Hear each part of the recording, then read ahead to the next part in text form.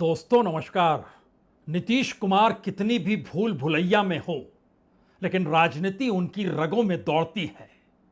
Parliament के भीतर हो या प्रधानमंत्री के घर पर हो, जनता दल यूनाइटेड के पुराने दिल्ली के कार्यालय पहुंच जाएं या फिर अपने ही उन सैनिकों के बीच खड़े हों, वो जानते हैं राजनीति का मतलब होता क्या है। और इन सब के बीच मदद कितनी भी मांग ली जाए, मदद आप कितनी भी कर दीजिए, हम कितनी भी बड़ी राजधानी बना लें, उसमें कितनी भी चकाचौंध दिल्ली की मदद से लगा डालें, लेकिन सत्ता नहीं रहेगी तो क्या होगा। चंद्रबाबू नायडू इसे बाखूबी जानते हैं। तो नीतीश कुमार को साथ में बैठाया गया और बाबू के लोगों को समझाया गया, मैसेज कन्वे कर दीजिए। अच्छा, मैसेज कन्वे कर दिया जाए, जरा हकीकत तो देखिए। आपका अपना कोर वोटर आपसे खिसक गया और आपके चक्कर में हमारा भी कोर वोटर हमसे खिसक गया।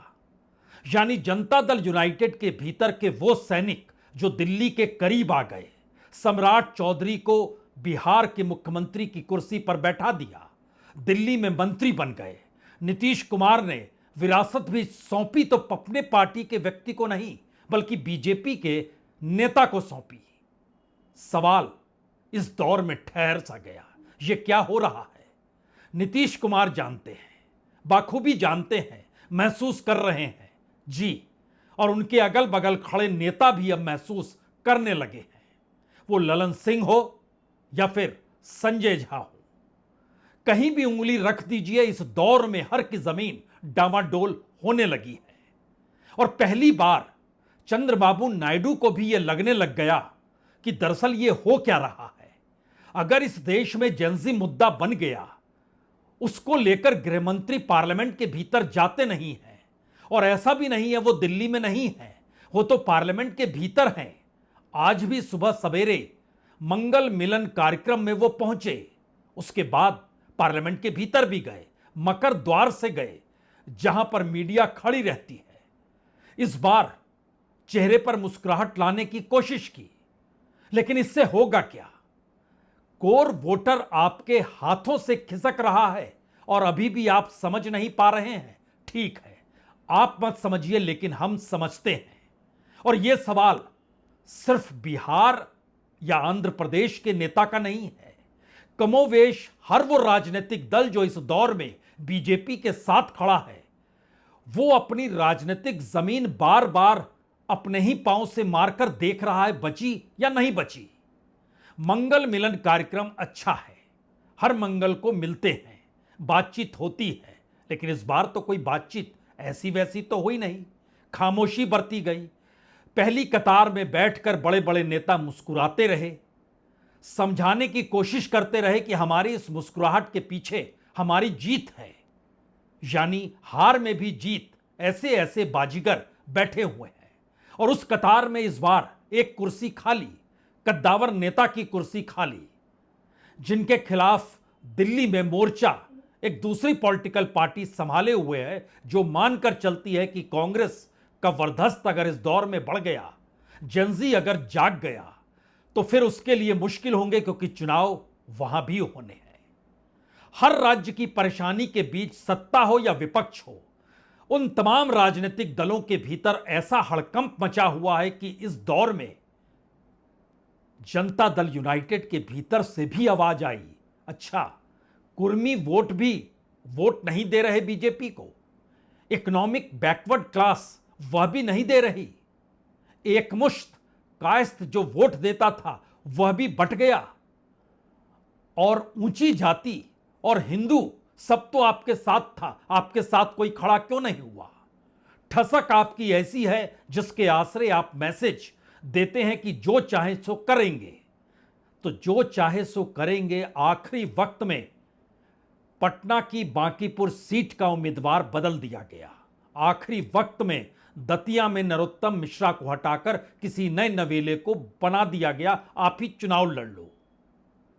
ऐसे ही तो राज्यों के मुख्यमंत्री बने हैं, वो राजस्थान हो, वो मध्य प्रदेश हो, वो छत्तीसगढ़ हो, वो उत्तराखंड हो, एक लंबी कतार है और इस कतार के बीच में बीजेपी के भीतर अब उठते हुए सवाल जो अपने सहयोगियों को देख रहे हैं, समझ रहे हैं, उनके भीतर की फुसफुसाहट भी बाल योगी ऑडिटोरियम, जो संविधान की कॉपी सबसे ज्यादा कहीं पर पड़ी है तो उसी लाइब्रेरी में पड़ी है, और उसी लाइब्रेरी के परिसर में बाल योगी ऑडिटोरियम जहां पर मंगल मिलन कार्यक्रम, और वहां यह सवाल है आपकी मनमर्जी हार रही है तो क्या बीजेपी एक टाइटैनिक के समान तो नहीं हो जाएगी? क्योंकि साथ खड़े राजनीतिक दल जब सवाल खड़ा कर रहे हैं तो इसके मतलब मायने क्या होंगे? बहुत उलझी हुई कहानी ये नहीं है। एक एक पन्ने आज खोलते हैं। पहला पन्ना जंतर मंतर पर आपको लिए चलते हैं। जी, छात्रों के बीच नहीं, बिल्कुल नहीं। छात्र जहां पर आंदोलन कर रहे थे उस जगह की एक दीवार जनता दल यूनाइटेड के पार्टी दफ्तर की भी दीवार है।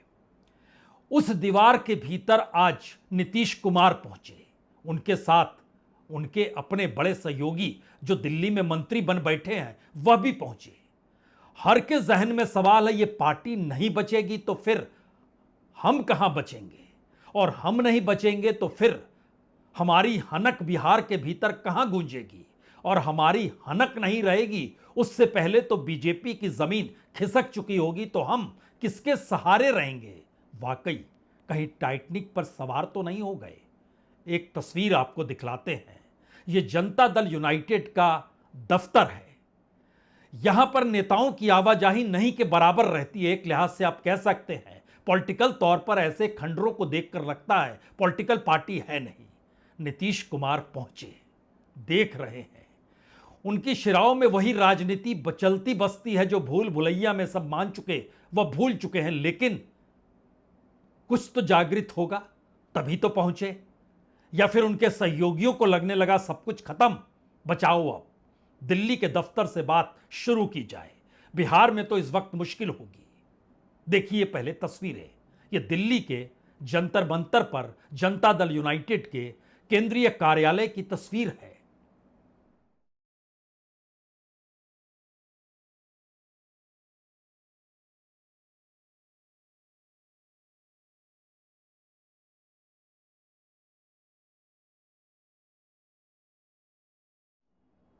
यहां तक आने की जरूरत क्यों पड़ी, इस सवाल का एक ही जवाब है। बांकीपुर के चुनाव परिणाम में जीत हार तो होती रहती है, लेकिन क्या आप कल्पना कर सकते हैं यह वो सीट है जहां पर बरसों बरस से बीजेपी जीतती रही? जी नहीं, बात इतनी भर नहीं है। 422 बूथों में से 405 बूथ पर बीजेपी हारी है। यहां पर उस मोहल्ले में हारी जहां नितिन नवीन रहते हैं, उस जगह पर कम वोट मिले जहां रविशंकर प्रसाद वोट डालने जाते हैं। और यहां यह भी समझ लीजिए रविशंकर प्रसाद के पिताजी ठाकुर प्रसाद जो जनसंघ में हुआ करते थे 1977, याद कीजिए, और उसके बाद 1987, इस दौर में वो चुनाव लड़े जीते हैं यहां से। नितिन नवीन के पिताजी भी यहां से चुनाव लड़े जीते हैं, लेकिन अपने मोहल्ले, अपने घर, अपनी सोसाइटी और उस दायरे के भीतर हर जगह हार मिल जाए, यह कैसे संभव है? बिहार से निकला हुआ शख्स बीजेपी का अध्यक्ष है। पहली बार बीजेपी का मुख्यमंत्री पटना में मौजूद है। 60 से ज्यादा मंत्री, सांसद प्रचार करते रहे। नीतीश कुमार का एक बयान रिकॉर्ड किया गया कि वोटर वोट दें, लेकिन न कुर्मियों ने वोट दिया, न इकोनॉमिक बैकवर्ड क्लास ने वोट दिया, और बाकी बीजेपी की जमीन खिसकी तो इनका कोर वोटर भी खिसक गया। इसीलिए यह तस्वीर आज दिखाने की जरूरत थी कि परिस्थितियां यहां तक आ चुकी है। अगली परिस्थिति और चौंकाने वाली है, जिसका डर हर बीजेपी के सहयोगी को हो चला है। क्या यह युवाओं के खिलाफ बीजेपी हो गई या युवा बीजेपी के खिलाफ हो चुका है? और अगर ऐसा होता चला गया तो कोई भी प्रदेश बचेगा नहीं, क्योंकि औसतन 30% वो युवा है जो एकजुट हो गया, जो हो रहा है, राज्य दर राज्य हो रहा है, क्योंकि उसका रास्ता कोई नहीं बतला रहा है। कोई समझाता ही नहीं है कि दरअसल यह कुछ जो हुआ है, जंतर मंतर पर उसको लेकर दिल्ली नींद से जाग जाए या इस दौर में नींद उड़ चुकी है। हड़कंप भयानक है। लेकिन इन सब के बीच हम आपको एक तस्वीर पटना की पहले दिखलाते हैं, इसलिए क्योंकि जो जेंजी की हवा है वो जंतर मंतर से निकली और पूरे देश की हवा में वह घुल मिल चुकी है। झारखंड में आप देख रहे हैं पटना की सड़कों पर आज पॉलिटिकल विंग सही वो कांग्रेस का हो या फिर वो लेफ्ट पार्टियों का हो, और पहली बार राहुल गांधी छात्रों की गूंज के साथ जब सिंहासन का जिक्र करने लग गए तो बात बहुत साफ है, यह लड़ाई पॉलिटिकल हो चुकी है। राहुल गांधी नारा दे रहे हैं जॉब नहीं मिलेगा तो सिंहासन हिलेगा। वो इलाहाबाद में करने वाले हैं, उसके बाद पटना का रास्ता उन्हें अख्तियार करना ही पड़ेगा। और अगर इस रास्ते सब चल पड़े हैं तो फिर चंद्रबाबू नायडू कब तक बचेंगे? दोष तो उन पर भी आएगा, आक्रोश तो उन पर भी उलझेगा। और यह भी एक चीज जान लीजिए कि आंध्र प्रदेश के भीतर हमारी टीम इस पे जब काम कर रही थी तो उसने बतलाया कि आंध्र प्रदेश में 1,30,00,000 जेंजी है, जो तकरीबन 25% होता है टोटल वोटर के दायरे में अगर आप खड़ा करें या जनसंख्या के दायरे में खड़ा करें। और बिहार के भीतर 4,10,00,000 जेंजी है, कुल 37% है। टकमगाएंगी स्थिति। उत्तर प्रदेश और पंजाब के चुनाव तो तुरंत होने हैं। तुरंत का मतलब फरवरी में ही तो होने हैं। और उत्तर प्रदेश के भीतर 7,20,00,000 जेंजी है, लगभग 34%। पंजाब के भीतर लगभग 80 लाख जेंजी है, लगभग 25-26%। एकजुट होकर यह इशू बन गया तो क्या होगा? पटना की तस्वीर पहले देख लीजिए, फिर उसके बाद दिल्ली लौटा जाएगा।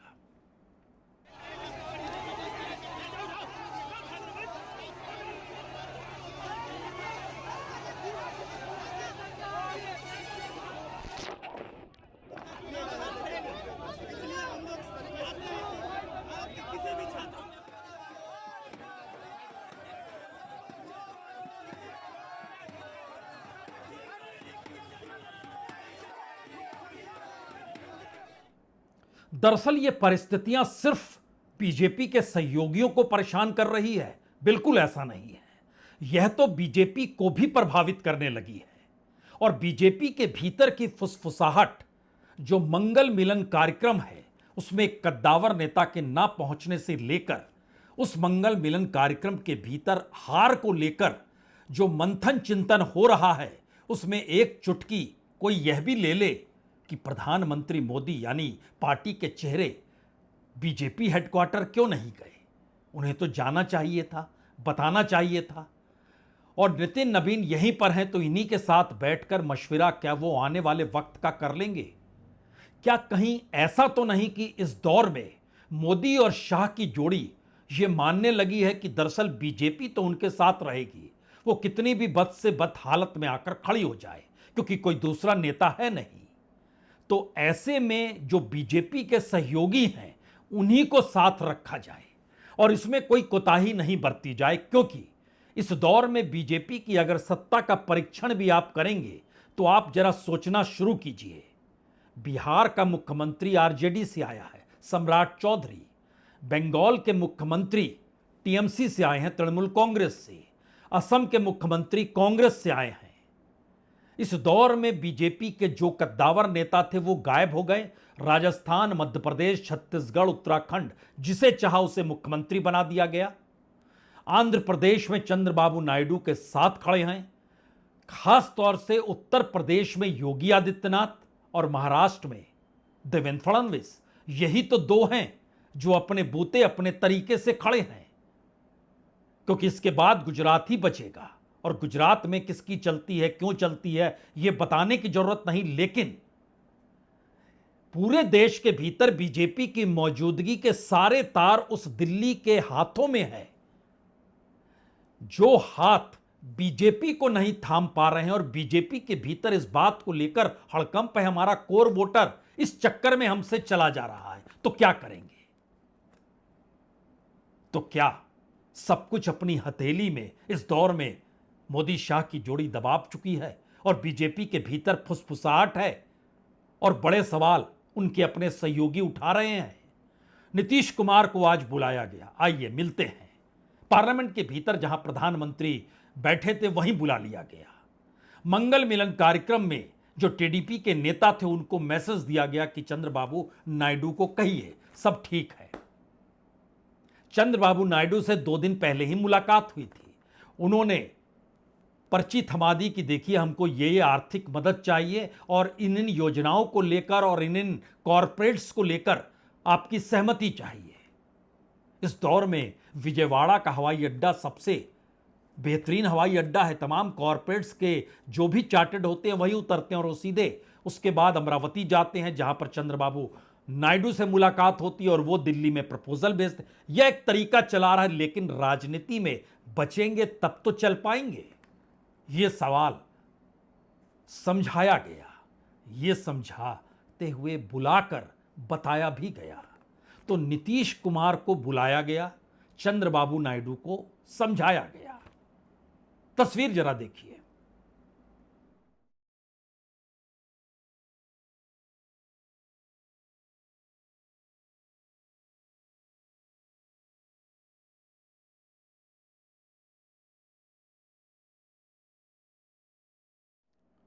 चिंता मत कीजिए, कुछ दिनों की बात है, सब कुछ हमारी मुट्ठी में होगा। हमारी ताकत तो आप जानते हैं जी। समझाना, बुलाकर कहना, कुछ यही अंदाज है। छात्र वो कैसे आगे बढ़ेंगे अगर सोशल मीडिया हमारी हथेली पर रेंगने लगे तो? कुछ यही अंदाज है। इसीलिए जो इस दौर में कल मीटिंग का दौर हुआ और जो कल होने वाला है वो दरअसल सोशल मीडिया के जरिए एक मैसेज भी हो सकता है जिसमें इस बात का जिक्र हो कि आप इतना खुलापन भारत के युवाओं को मत दे दीजिए कि वह कोई भी कंटेंट उसमें डालें और पूरी दुनिया उसको सुनने लगे, झूमते हुए देखने लगे। ऐसा मत कीजिए। तो कल ग्लोबल टीम जो है मेटा की वो दिल्ली में आएगी और यहां मुलाकात उनकी आईटी सेक्रेटरी एस कृष्णन से होगी। कल भी एक बैठक हुई जिसमें मेटा के, एक्स के, स्नैपचैट के, गूगल के तमाम लोगों की मुलाकात तकरीबन 2 घंटे तक कल शाम में चली है।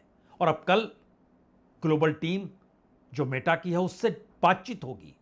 और इन सब के बीच मैसेज यह भी आता है कि दरअसल हजारों व्हाट्सएप के जो अलग अलग अकाउंट हैं वो इस दौर में रिव्यू में डाल दिए गए हैं। कल रात 8 बजे से यह एक मैसेज है जिसकी जानकारी दी जा रही है। और इसके समानांतर दूसरा मैसेज यह है कि हमारी ताकत तो आप जानते हैं।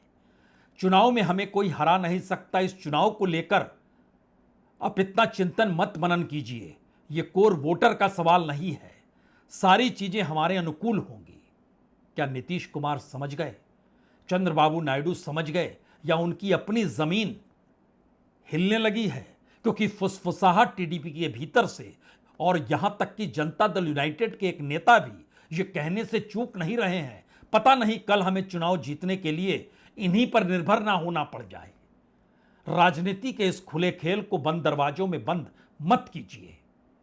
लेकिन नया सवाल तो यह है, अब राहुल गांधी अगर खुले तौर पर कह रहे हैं कि अब सिंहासन हिलेगा अगर आप जॉब नहीं देंगे, तो दूसरी तरफ अभिजीत दिपके पहली बार ये बोलने से चूक नहीं रहे हैं कि दरअसल मसला ये नहीं है कि अब प्रधानमंत्री मोदी जेनजी को लेकर क्या कुछ कह रहे हैं, रात रात में रील बना रहे हैं। मसला यह भी नहीं है कि मुंबई में सरसंघचालक की मुलाकात जेनजी से होगी। सवाल तो यह है कि रिप्रेजेंटेशन जेनजी का क्यों नहीं है। आपको सोचना होगा जेनजी के रिप्रेजेंटेशन को लेकर। और जब सीजीपी यानी कॉकरोच जनता पार्टी के संस्थापक ये कहने लग जाए तो दिल्ली की नींद उड़े ना उड़े, लेकिन बीजेपी के सहयोगियों को लगने लगा ये तो बड़ी खतरनाक चाल है। यानी अब इस देश में जेनजी की राजनीतिक शुरुआत उस हवा के साथ हो रही है जहां पे कांग्रेस छात्रों की गूंज में मोदी के सिंहासन को जोड़ चुकी है और जेनजी अलग अलग राज्यों में अपने अपने तरीके से हर राज्य के भीतर के एजुकेशन सिस्टम को उठाकर चलने लगा है।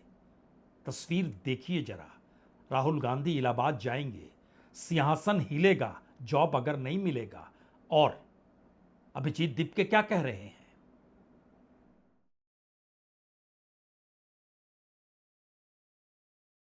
ये तो बिल्कुल इस देश के युवाओं ने फोर्स करा है, जहां पर नरेंद्र मोदी को भी रात के 11-11 बजे जाकर इंस्टाग्राम पर रील डालनी पड़ रही है। अब मोहन भागवत का भी जेंजी से बात करने का मन कर रहा है। तो देर से ही क्यों ना हो, लेकिन इन लोगों को अब समझ में आते हो कि जेंजी को इग्नोर नहीं कर सकते, डिसमिस नहीं कर सकते, बात करनी पड़ेगी और बात करेंगे तो ही अच्छा है, क्योंकि ये लोग देश का भविष्य है। लेकिन इसके बाद में मैं ये कहूंगा कि अगर जेंजी चेहरे होंगे, यंग चेहरे होंगे, तो ज्यादा बेटर होगा। आप 70-80 साल के लोग बात करेंगे तो अच्छी बात है, आप बात करना चाहते हो, लेकिन उससे जेंजी को क्या मिलेगा? जेंजी को जो चाहिए वो है यंग रिप्रेजेंटेशन। तो थोड़ा उस पर भी काम करिए। तो क्या यही वो आवाजें हैं जिससे सत्ता डरी हुई है? बीजेपी के भीतर फुसफुसाहट हो रही है, बीजेपी के सहयोगी सवाल उठाने लगे हैं, धड़कनें बढ़ रही हैं। यही वो मसला है क्या? दरअसल ये मसला यहां तक पहुंचा क्यों है, ये कहीं ज्यादा रोचक है। क्योंकि बीजेपी के पास, या कहें एनडीए के पास, दो ही चेहरे हैं। एक चेहरा चुनाव जिताने के लिए, भाषण देने के लिए, दूसरा चेहरा अपनी ताकत और अपने कड़े निर्णय की पहचान के साथ है। और पहली बार वो ताकत और ठोस निर्णय गायब हो गए। यहां जिक्र गृहमंत्री अमित शाह का है। क्या आप कल्पना कर सकते हैं कि गृहमंत्री पूरे पिछले हफ्ते पार्लियामेंट नहीं गए, प्राइम मिनिस्टर भी नहीं गए? लेकिन गृहमंत्री को तो जाना चाहिए, क्योंकि उनके मंत्रालय से जुड़ा हुआ सवाल है। और जुड़े हुए इस सवाल को लेकर भी जवाब देने की स्थिति में गृहमंत्री क्यों नहीं है? आज सुबह 9:30 बजे वो बाल योगी ऑडिटोरियम पहुंचे, जो पार्लियामेंट में एनेक्सी में आता है। उसके बाद वह मकर द्वार से पार्लियामेंट के भीतर भी घुसे, अपने दफ्तर में चले गए, लेकिन सदन के भीतर नहीं गए। मुश्किल क्या है? उनकी चाल देखेंगे, या फिर कांग्रेस के अध्यक्ष मल्लिकार्जुन खड़गे जब ये कहते हैं कि वो डर चुके हैं? ये मामला सिर्फ डर का है, या बात कुछ आगे निकल चुकी है? क्योंकि अभी तक बीजेपी की जो समूची राजनीति थी वो तीन बातों पर टिकी हुई थी। पहली महत्वपूर्ण बात थी, मीडिया उनके हाथ में है। दूसरी बड़ी बात थी कि पूरा का पूरा इंस्टीट्यूशन अब वो अपने हिसाब से चलाते हैं। और तीसरी बड़ी बात थी कि इस देश का कॉरपोरेट पूरी फंडिंग बीजेपी के लिए करेगा, एनडीए के साथ खड़े राजनीतिक दलों के लिए खड़ेगा, बाकी किसी के लिए नहीं। यही तीन ऐसे इशू हैं जो इस देश के भीतर लगातार पॉलिटिकल पार्टीज को डराते रहे, उनको एक सेफ डिस्टेंस बनाकर रहने की इजाजत दे दी गई, आप किनारे में रहिए। इस चक्कर में सारे के सारे छत्रप खत्म होते चले गए। वो उद्धव ठाकरे हो, वो शरद पवार हो, वो ममता बनर्जी हो, वो स्टालिन हो, वो तेजस्वी यादव हो, कल नंबर अखिलेश का भी आ सकता है। कहां इनकार है? बचेगा कौन? जब कोई नहीं बच पा रहा है, तो फिर उसके बाद की परिस्थिति में यह कौन सा डर है कि अपने तेज, अपनी ताकत को छुपा लिया जाए? यही वो पॉइंट है जहां पर इस वक्त एनडीए के भीतर शोर है। आपके सबसे मजबूत नेता पार्लियामेंट क्यों नहीं जा रहे हैं? वो पार्लियामेंट जाकर सामना क्यों नहीं करते हैं, जब बहुमत की ताकत हम लोगों के साथ खड़ी है? डर किस बात का है? दरअसल ये एक ऐसी नाजुक डोर है। डर किस बात का है? डर उस छवि का है, जो छवि बनाई गई, और अब वो छवि, वो छात्र सड़क पर उछाल रहे हैं। जहां पर सवाल बड़ा है कि आप उनके दरवाजे पर अपनी बनाई हुई छवि के आसरे न मीडिया को कह सकते हैं कि आप उनकी घेराबंदी कीजिए, न नौकरशाही को कह सकते हैं आप उनके दरवाजे पर जाकर जांच शुरू कर दीजिए, और ना ही कॉरपोरेट को कह सकते हैं कि उनकी पाइपलाइन फंडिंग की रोक दीजिए। यह तो पॉलिटिकल पार्टीज के साथ होता है, छात्रों के साथ क्या होगा? और छवि भी खत्म हो जाएगी। फिर भी जरा हमें लगता है, मल्लिकार्जुन खड़गे साहब से पूछा गया वजह क्या है, उन्होंने वजह बताई, और उसके तुरंत बाद सुबह बाल योगी ऑडिटोरियम, उसके तुरंत बाद पार्लियामेंट के भीतर। इन चाल को देखिए जरा।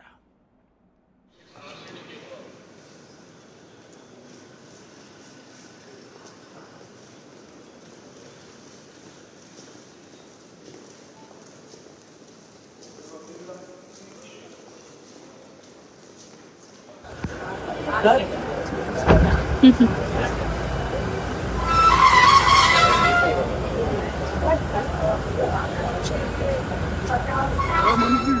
या तो डर गए होंगे या तो उनको इस सदन को अपमान करना होगा, उसीलिए वो नहीं आए।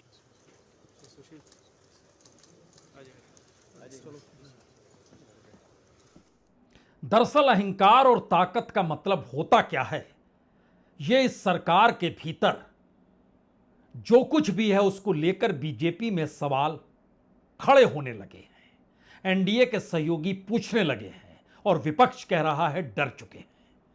लेकिन जब आप उस परिस्थिति में होते हैं जहां आपको लगता है कि आपकी ताकत इस दौर में इसलिए है क्योंकि आप पद पर हैं, तो फिर आप मनमानी करते हैं। इस बात का जिक्र इसलिए, इस देश के सामने इस वक्त पार्लियामेंट का शटर गिरा हुआ है, लोकतंत्र का मंदिर गायब है, उसके परिसर में विपक्ष के सांसदों का शोर है, देश के हर हिस्सों में छात्रों का आक्रोश है, और जो जंतर मंतर पर हुआ, जो पैलेट गन चली, जो गोली चली, जो बिहार के सिवान में हुआ जहां AK-47 चला, बावजूद इसके क्या कोई सोच सकता है कि इस देश के गृह मंत्री अमित शाह शांति से घर में बैठकर कलाकार अनुपम खेर जी से इसी दौर में मुलाकात कर रहे होंगे? तस्वीर देखिए।